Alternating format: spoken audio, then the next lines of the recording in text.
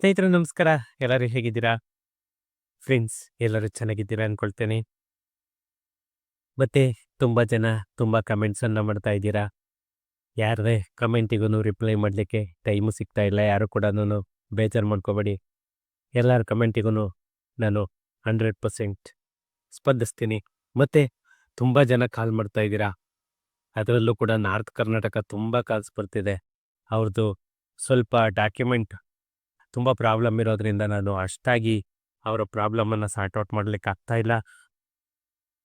ಯಾರು ಕೂಡ ಏನು ತಪ್ಪನ್ನ ತಿಳ್ಕೊಬೇಡಿ. ಫ್ರೆಂಡ್ಸ್, ಇವತ್ತು ಒಂದು ಮುಖ್ಯವಾದಂತಹ ವಿಷಯದ ಬಗ್ಗೆ ಮಾತಾಡೋಣ ಅಂತ ಹೇಳಿಬಿಟ್ಟು ಈ ವಿಡಿಯೋ ಮಾಡ್ತಾ ಇದ್ದೇನೆ. ಏನಂತ ಮುಖ್ಯವಾದ ವಿಷಯ ಇರ್ಬೋದು ಅಂತಂದೇಳಿ ನೀವೆಲ್ಲ ಯೋಚನೆ ಮಾಡ್ತಾ ಇದ್ರೆ ನಿಮಗೆ ಗೊತ್ತಾಗುತ್ತೆ ಏನು ಅಂತಂದೇಳಿ. ಫ್ರೆಂಡ್ಸ್, ಒಂದು ಸ್ಮಾಲ್ ರಿಕ್ವೆಸ್ಟ್ ಏನಂದರೆ, ಎಲ್ಲರೂ ಫೋನ್ ನಂಬರ್ ಕಂಡ ತಕ್ಷಣನೇ ಫೋನ್ ಮಾಡ್ತೀರಾ. ಅದಲ್ಲ, ಫಸ್ಟ್ ವಿಷಯನ ತಿಳ್ಕೊಳ್ಳಿ. ವಿಷಯನ ತಿಳ್ಕೊಂಡು ಆಮೇಲೆ ನೀವು ಫೋನ್ ಮಾಡಿ. ಯಾಕಂತಂದರೆ ನಿಮಗೂ ಕೂಡ ಏನು ವಿಷಯ ಅಂತ ಹೇಳಿ ಅರ್ಥ ಆಗುತ್ತೆ. ಮತ್ತು ನಿಮ್ಮದು ಏನು ಪ್ರಾಬ್ಲಮ್ ಇದೆ ಅನ್ನೋದು ಕೂಡ ನಾನು ಸಾರ್ಟ್ ಔಟ್ ಮಾಡಲಿಕ್ಕೂ ಕೂಡ ಈಸಿ ಆಗುತ್ತೆ. ಯಾಕಂದರೆ ನೀವು ಸುಮ್ಮನೆ ಕಾಲ್ ಮಾಡ್ತಾ ಇದ್ರೆ ನನಗೂ ಕೂಡ ಅದು ಏನು ಅಂತಂದೇಳಿ ಇದಾಗಲ್ಲ. ಯಾಕಂದರೆ ನನಗೂ ಬೇರೆ ಕೆಲಸ ಅಂತ ಇರುತ್ತೆ. ಆದ್ದರಿಂದ ನಂದೊಂದು ಸ್ಮಾಲ್ ರಿಕ್ವೆಸ್ಟ್, ಏನೇ ಇದ್ರೂ ಕೂಡ ಕೂಲಂಕುಷವಾಗಿ ನೀವು ಮಾತಾಡಬೇಕು. ವಿತ್ ಡಾಕ್ಯುಮೆಂಟ್ ಸಮೇತ ನಮ್ಮ ಆಫೀಸಿಗೆ ಬಂದರೆ ನಿಮ್ದೆಂಥ ಪ್ರಾಬ್ಲಮ್ಮೇ ಆಗಿರಲಿ ಮ್ಯಾಕ್ಸಿಮಮ್ ನಾನು ಸಾರ್ಟ್ ಔಟ್ ಮಾಡಲಿಕ್ಕೆ ಟ್ರೈ ಮಾಡ್ತೇನೆ. ಫ್ರೆಂಡ್ಸ್, ಇನ್ನೊಂದು ನಿಮ್ಮ ಹತ್ರ ಒಂದು ಸ್ಮಾಲ್ ರಿಕ್ವೆಸ್ಟ್ ಏನು ಅಂತ ಅಂದರೆ, ಇನ್ನೂ ನನ್ನ ಚಾನಲನ್ನು ಯಾರೆಲ್ಲ ಸಬ್ಸ್ಕ್ರೈಬ್ ಮಾಡ್ಕೊಂಡಿಲ್ಲ ಪ್ಲೀಸ್ ಸಬ್ಸ್ಕ್ರೈಬ್ ಮಾಡ್ಕೊಳ್ಳಿ. ಹಾಗೆಯೇ ನನ್ನ ವಿಡಿಯೋಸನ್ನು ಶೇರ್ ಮಾಡೋ ಮುಖಾಂತರ ನನಗೆ ಸಪೋರ್ಟ್ ಮಾಡಿ ಅಂತ ಹೇಳ್ತಾ, ಹಾಗೆಯೇ ನನ್ನ ಫೇಸ್ಬುಕ್ ಮತ್ತು ಇನ್ಸ್ಟಾಗ್ರಾಮ್ ಪೇಜಸ್ಸು ಕೂಡ ಫಾಲೋ ಮಾಡಿ ಅಂತ ಹೇಳ್ತಾ, ನಾವು ಟೈಮ್ ವೇಸ್ಟ್ ಮಾಡೋದು ಬೇಡ, ವಿಡಿಯೋಗೆ ಹೋಗೋಣ. ಫ್ರೆಂಡ್ಸ್, ನಾನು ಗುಡ್ ನ್ಯೂಸ್ ಅಂತ ಹೇಳಿದೆ.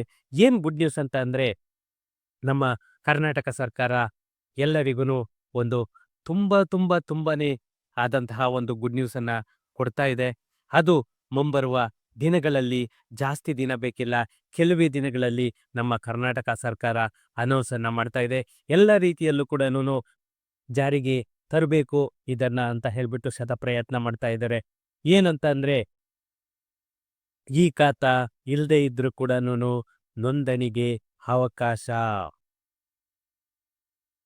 ಒಂದು ಸರಳವಾದ ಪ್ರಕ್ರಿಯೆಯನ್ನ ಕಾವೇರಿ 2.0ನಲ್ಲಿ ತರಲಿಕ್ಕೆ ನಮ್ಮ ಕರ್ನಾಟಕ ಸರ್ಕಾರ ಚಿಂತನೆಯನ್ನ ಮಾಡ್ತಾ ಇದೆ.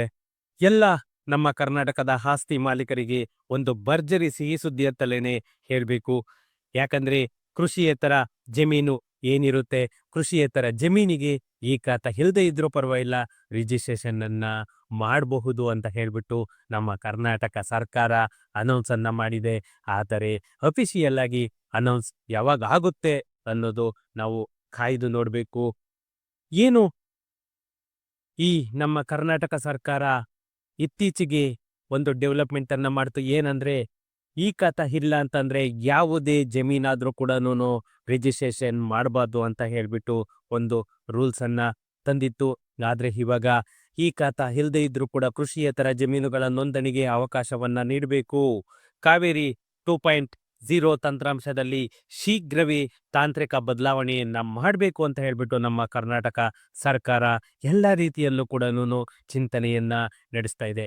ಯಾಕಂತಂದ್ರೆ ಒಂದು ಅಕ್ರಮ ನೋಂದಣಿಯನ್ನ ತಡಿಬೇಕು ಅಂತ ಹೇಳ್ಬಿಟ್ಟು ಈ ಖಾತಾ ಅನ್ನೋ ಒಂದು ಪ್ಲಾನಿಂಗ್ ಅನ್ನ ಮಾಡ್ತು. ಆದ್ರೆ ಅದು ತುಂಬಾ ಡಿಲೇ ಆಯಿತು. ಆದರೆ ಇವಾಗ ಇನ್ನ ಒಂದು ಕರ್ನಾಟಕ ಸರ್ಕಾರ ಚಿಂತನೆಯನ್ನ ಮಾಡಿ ಜನಗಳ ಪ್ರಾಬ್ಲಮ್ ಅನ್ನ ತಿಳ್ಕೊಂಡು ಇವಾಗ ಕೃಷಿಯೇತರ ಜಮೀನುಗಳು ಯಾವಿದೆ ಅವೆಲ್ಲದಕ್ಕೂ ಕೂಡ ವಿತೌಟ್ ಈ ಖಾತಾ ರಿಜಿಸ್ಟ್ರೇಷನ್ ಅನ್ನ ಮಾಡ್ಬೋದು ಅಂತ ಹೇಳ್ಬಿಟ್ಟು ಒಂದು ಅನೌನ್ಸ್ಮೆಂಟ್ ಅನ್ನ ಕೊಟ್ಟಿದೆ. ಆದ್ರೆ ಜಾರಿಗೆ ತರಲಿಕ್ಕೆ ಸ್ವಲ್ಪ ಟೈಮ್ ತಗೊಳುತ್ತೆ, ಕಾಯ್ಬೇಕು. ಮತ್ತೆ ಏನು ನಮ್ಮ ಕರ್ನಾಟಕ ಸರ್ಕಾರ ಏನು ಅನೌನ್ಸ್ಮೆಂಟ್ ಮಾಡಿದೆ, ರಾಜ್ಯ ಕಂದಾಯ ಇಲಾಖೆಯ ಒಂದು ದೊಡ್ಡ ಸಮಾಧಾನಕರ ಸುದ್ದಿ ಅಂತಲೇನೆ ಇದನ್ನ ನಾವು ಹೇಳಬೇಕು. ಏನು ಈ ಭೂ ಪರಿವರ್ತನೆಯಾದಂತಹ ಕನ್ವರ್ಟೆಡ್ ಲ್ಯಾಂಡ್ ಕೃಷಿಯೇತರ ಜಮೀನುಗಳ ನೋಂದಣಿ ಪ್ರಕ್ರಿಯೆಯಲ್ಲಿ ಮತ್ತಷ್ಟು ಸರಳ ವಿಧಾನವನ್ನ ಮಾಡಬೇಕು ಅಂತ ಹೇಳ್ಬಿಟ್ಟು ನಮ್ಮ ಕರ್ನಾಟಕ ಸರ್ಕಾರ ಪ್ರತಿಯೊಂದು ಹಂತದಲ್ಲೂ ಕೂಡ ಯೋಚನೆಯನ್ನ ಮಾಡ್ತಾ ಇದೆ. ಫ್ರೆಂಡ್ಸ್, ಇದು ಏನು ಹೊಸ ಬದಲಾವಣೆ, ಏನು ಇಷ್ಟು ದಿನ ಇದ್ದ ಕಾನೂನು ಅಂತ ನೋಡೋದಾದ್ರೆ, ಸಾಮಾನ್ಯವಾಗಿ ಕೃಷಿ ಭೂಮಿಯನ್ನ ಕೃಷಿಯೇತರ ಉದ್ದೇಶಕ್ಕಾಗಿ ಅಂತಂದ್ರೆ ಎನ್ಇ ಅಂತ ಏನ್ ಹೇಳ್ತೀವಿ, ನಾನ್ ಅಗ್ರಿಕಲ್ಚರಲ್ ಪರಿವರ್ತಿಸಿದ ನಂತರ ಅದರ ಈ ಖಾತಾ ಪಡೆಯಲು ದೀರ್ಘಕಾಲ ಕಾಯ್ಬೇಕಾಗಿತ್ತು. ಆದ್ರೆ ಈ ವಿಳಂಬ ಏನಾಗ್ತಾ ಇದೆ, ಈ ಡಿಲೇ ಏನಾಗ್ತಾ ಇದೆ, ಇದರಿಂದ ಆಸ್ತಿ ಮಾರಾಟ ಅಥವಾ ವರ್ಗಾವಣೆಯ ಪ್ರಕ್ರಿಯೆ ಸ್ಥಗಿತಗೊಳ್ತಾ ಇದೆ. ಟೋಟಲಿ ರಿಜಿಸ್ಟ್ರೇಷನ್ ಅನ್ನೋದು ನಿಲ್ಲ ಹಾಕ್ತಾ ಇದೆ. ಇದನ್ನ ಗಮನಿಸಿದಂತಹ ನಮ್ಮ ಕರ್ನಾಟಕ ಸರ್ಕಾರ ಈ ಖಾತಾ ಇಲ್ಲದೆ ಇದ್ರೂ ಸಹ ಕೃಷಿಯೇತರ ಜಮೀನುಗಳ ನೋಂದಣಿಗೆ ಅವಕಾಶವನ್ನ ಕಲ್ಪಿಸೋದಕ್ಕೆ ಎಲ್ಲ ರೀತಿಯಲ್ಲೂ ಕೂಡ ಒಂದು ತೀರ್ಮಾನವನ್ನ ಮಾಡಿದೆ. ಫ್ರೆಂಡ್ಸ್, ಈ ಹೊಸ ಬದಲಾವಣೆ, ಹೊಸ ವ್ಯವಸ್ಥೆಯಲ್ಲಿ ಏನೇನು ಬದಲಾವಣೆ ಆಗ್ತಾ ಇದೆ ಅಂತಂದ್ರೆ, ರಾಜಸ್ವ ಪಾವತಿ ಕಡ್ಡಾಯ.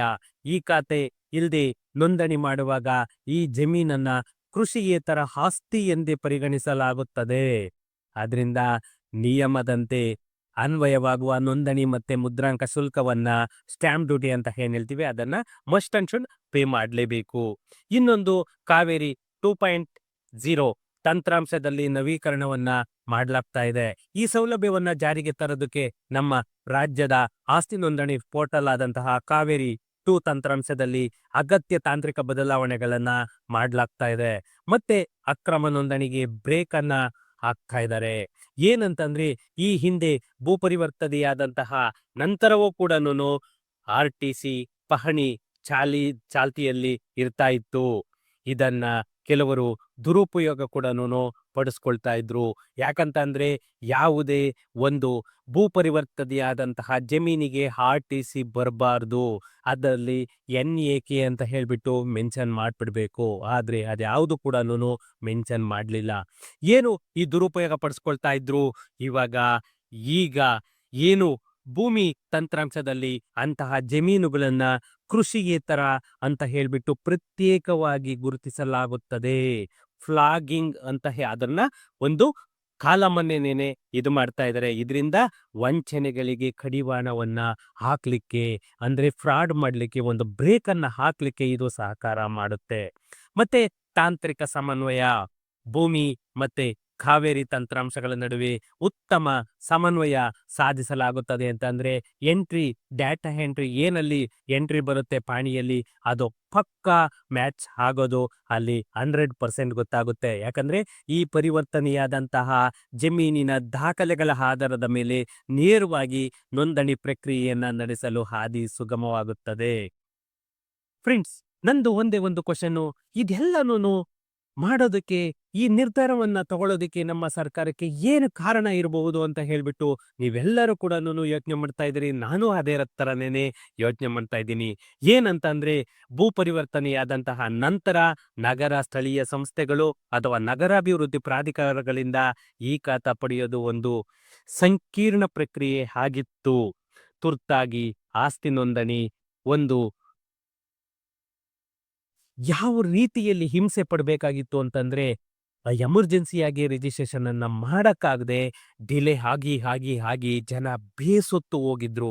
ಇದೆಲ್ಲವನ್ನ ಅರಿತಂತಹ ನಮ್ಮ ಸರ್ಕಾರ ತುರ್ತಾಗಿ ಆಸ್ತಿ ನೋಂದಣಿ ಮಾಡಬೇಕಾದಂತಹ ಮಾಲೀಕರು ಇದರಿಂದ ಸಂಕಷ್ಟಕ್ಕೆ ಏನು ಸಿಲುಕಿದ್ರು, ಈ ವಿಳಂಬವನ್ನ ತಪ್ಪಿಸ್ಬೇಕು ಅಂತ ಹೇಳ್ಬಿಟ್ಟೇನೇನೆ ನಮ್ಮ ಸರ್ಕಾರ ಈ ತೀರ್ಮಾನವನ್ನ ಕೈಗೊಂಡಿರೋದು. ಇನ್ನ ಒಂದೇನಂದ್ರೆ, ಈ ರಿಜಿಸ್ಟ್ರೇಷನ್ ಡಿಲೇ ಆಗ್ತಾ ಇರೋದ್ರಿಂದ ನಮ್ಮ ಸರ್ಕಾರಕ್ಕೆ ಬರುವಂತಹ ಸ್ಟ್ಯಾಂಪ್ ಡ್ಯೂಟಿ ಕೂಡ ಒಂದು ಏನು ನಮ್ಮ ಸರ್ಕಾರದ ಬೊಕ್ಕಸಕ್ಕೆ ಬರುವಂತಹ ಇನ್ಕಮ್ ಕೂಡ ಕಡಿಮೆ ಆಗೋಗಿತ್ತು. ಇದೆಲ್ಲದಕ್ಕೂ ಒಂದು ವೇಗಗೊಳಿಸ್ಬೇಕು, ಒಂದು ಪರಿಹಾರವನ್ನ ಕಂಡುಕೊಳ್ಬೇಕು ಅಂತ ಹೇಳ್ಬಿಟ್ಟು ಇವಾಗ ಈ ಭೂ ಪರಿವರ್ತನೆಯಾದಂತಹ ಜಮೀನುಗಳಿಗೆ ಸ್ಟ್ರೈಟ್ ಡೈರೆಕ್ಟ್ ಆಗಿ ನೋಂದಣಿಯನ್ನ ಮಾಡಬಹುದು. ಮತ್ತೆ ಭೂ ಪರಿವರ್ತನೆಯಾದ ನಂತರ ನಗರ ಸ್ಥಳೀಯ ಸಂಸ್ಥೆಗಳು ಏನು ಒಂದು ಅಪ್ರೂವಲ್ಗೆ ಹೋಗ್ತಾ ಇದ್ರು, ಅದ ಅವಶ್ಯಕತೆ ಇಲ್ಲದೆ ಇದ್ರು ಕೂಡ ಹಂಗೆ ಡೈರೆಕ್ಟ್ ಆಗೇನೇನೆ ರಿಜಿಸ್ಟ್ರೇಷನ್ ಅನ್ನು ಕೂಡ ಮಾಡಬಹುದು.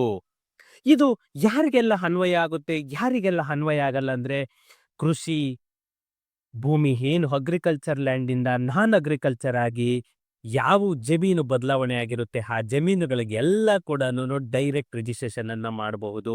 ಮತ್ತೆ ಅದಕ್ಕೆ ದಾಖಲೆಗಳು ಏನು ಬೇಕು ಅಂದ್ರೆ ಭೂ ಪರಿವರ್ತನೆಯಾದಂತಹ ಅಧಿಕೃತ ದಾಖಲೆಗಳು ಇದ್ರೆ ಸಾಕು, ನೀವು ಡೈರೆಕ್ಟ್ ಆಗಿ ರಿಜಿಸ್ಟ್ರೇಷನ್ ಅನ್ನ ಮಾಡಬಹುದು.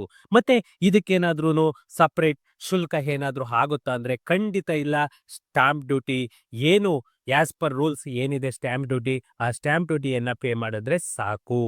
ಮತ್ತೆ ಯಾವ ತಂತ್ರಾಂಶದಲ್ಲಿ ಇವರು ಬಳಸ್ತಾ ಇದ್ದಾರೆ ಅಂತಂದ್ರೆ ಕಾವೇರಿ 2.0 ಏನು ಹೊಸದಾಗಿ ಮಾಡಿದ್ದಾರೆ, ಇದೇ ಕಾವೇರಿ 2.0 ಈ ಬದಲಾವಣೆಯನ್ನ ಮಾಡಿ ನಮ್ಮ ಕರ್ನಾಟಕ ಸರ್ಕಾರ ಏನು ಈ ಹೊಸ ಬದಲಾವಣೆಯನ್ನ ತರ್ತಾ ಇದ್ದಾರೆ ಅದಕ್ಕೆ ತ್ವರಿತವಾಗಿ ವೇಗವಾಗಿ ಆ ಬದಲಾವಣೆಯನ್ನ ಮಾಡಲಿಕ್ಕೆ ನಮ್ಮ ಸರ್ಕಾರ ಎಲ್ಲ ರೀತಿಯಲ್ಲೂ ಕೂಡ ಯೋಜನೆ ಮಾಡಿ ಎಷ್ಟು ಬೇಗ ಆಗುತ್ತೆ ಅಷ್ಟು ಬೇಗ ಜಾರಿಗೆ ತರೋದಕ್ಕೆ ಪ್ರಯತ್ನವನ್ನ ಮಾಡ್ತಾ ಇದೆ. ಇದಕ್ಕಿಂತ ಗುಡ್ ನ್ಯೂಸ್ ಬೇರೆ ಇನ್ನೊಂದಿಲ್ಲ. ಯಾಕಂದ್ರೆ ರೆವೆನ್ಯೂ ಸೈಟ್ಸ್ ಇವಾಗ ಈ ಖಾತೆ ಏನ್ ಮಾಡಬೇಕು ಅದನ್ನ ಮಾಡ್ತಾ ಇದ್ದಾರೆ. ಮತ್ತೆ ಈ ಕನ್ವರ್ಷನ್ ಆಗಿರೋ ಅಂತವಕ್ಕೆ ಯಾವುದೇ ಈ ಖಾತೆ ಅವಶ್ಯಕತೆ ಇಲ್ಲದೆ ಡೈರೆಕ್ಟ್ ಆಗಿ ರಿಜಿಸ್ಟ್ರೇಷನ್ ಮಾಡ್ಬೋದು ಅಂತ ಹೇಳ್ಬಿಟ್ಟು ನಮ್ಮ ಕರ್ನಾಟಕ ಸರ್ಕಾರ ಅನೌನ್ಸ್ಮೆಂಟ್ ಅನ್ನ ಮಾಡಿದೆ. ನೋಡೋಣ ಎಷ್ಟು ಬೇಗ ಅದನ್ನ ತಗೊಂಡ್ ಬರ್ತಾರೆ. ಯಾಕಂದ್ರೆ ಫ್ರೆಂಡ್ಸ್, ಇನ್ನೊಂದು ಸ್ಮಾಲ್ ರಿಕ್ವೆಸ್ಟ್ ಅಂದ್ರೆ ಯಾರು ಕೂಡ ಸರ್ ಆಲ್ರೆಡಿ ನಮ್ಮದು ಕನ್ವರ್ಷನ್ ಆಗಿದೆ ಇವಾಗ ರಿಜಿಸ್ಟ್ರೇಷನ್ ಮಾಡ್ಬೋದಾ ಅಂತ ಕೇಳ್ಬಿಡಿ. ಅದಕ್ಕೆ ಸ್ವಲ್ಪ ಟೈಮ್ ತಗೊಳುತ್ತೆ. ಇನ್ನು ಇವಾಗ ಅನೌನ್ಸ್ ಮಾಡಿರೋದು ಹೇಳ್ತೀನಿ ನಾನು ಯಾವಾಗ ರಿಜಿಸ್ಟ್ರೇಷನ್ ನೀವು ಮಾಡ್ಕೋಬಹುದು ಅನ್ನೋದು ಕೂಡ ಅಪ್ಡೇಟ್ ಕೊಡ್ತೀನಿ. ಅದಕ್ಕಿಂತ ಮುಂಚೆ ಒಂದೇ ಒಂದು ಎಲ್ಲರಿಗೂ ನೋಟಿಫಿಕೇಶನ್ ನಮ್ಮ ಕಡೆಯಿಂದ. ನಿಮ್ಗೆ ಈ ಖಾತಾ ಆಗ್ಬೋದು, ಬಿ ಖಾತಾ ಆಗ್ಬೋದು, ಎ ಖಾತಾ ಆಗ್ಬೋದು, ಯಾವುದೇ ಖಾತಾ ಬೇಕಿದ್ರು ಕೂಡ ನಮ್ಮ ಆಫೀಸಿಗೆ ಡೈರೆಕ್ಟ್ ಆಗಿ ವಿಸಿಟ್ ಮಾಡ್ಬೋದು.